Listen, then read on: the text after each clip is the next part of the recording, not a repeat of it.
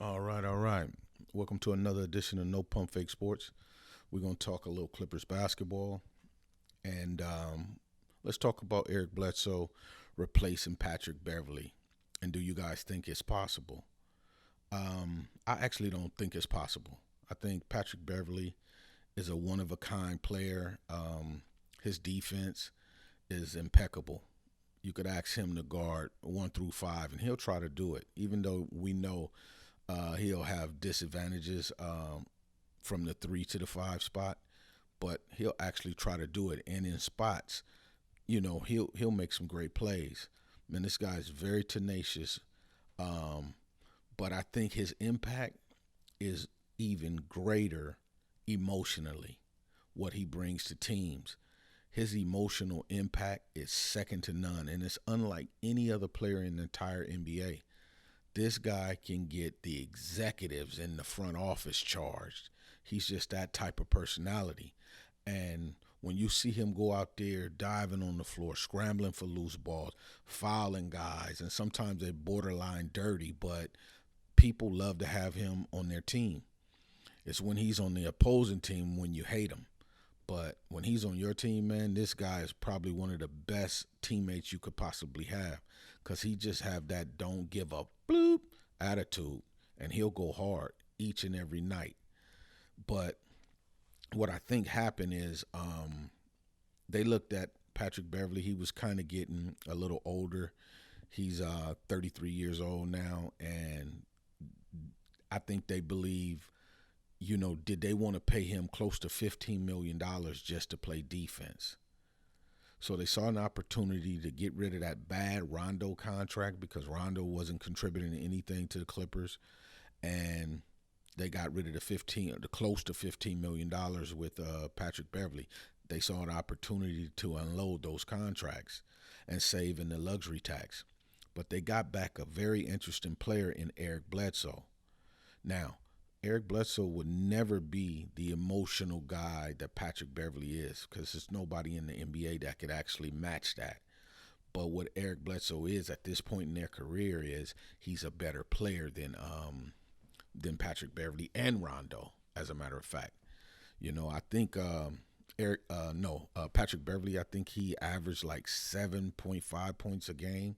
He shot 42% from the field, 39% from the 3 point line. So, he wasn't a bad shooter. But Eric Bledsoe actually averaged 12 points a game, and he shot the exact same 42% from the field.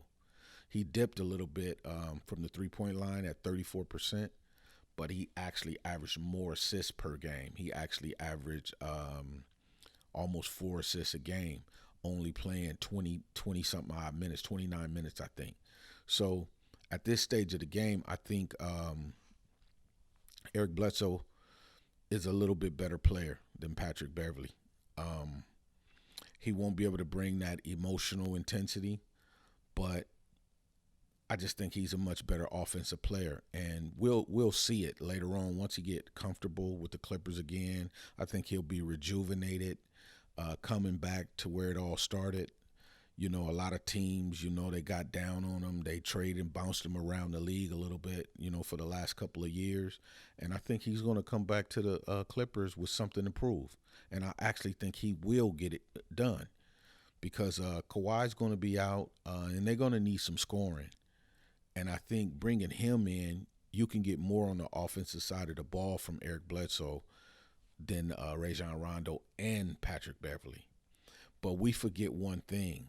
If you guys go into YouTube and you pull up Eric Bledsoe on the defensive side of the ball, what you're going to find out is he plays defense at a high level as well. It's not Patrick Beverley esque, but it's at a high level.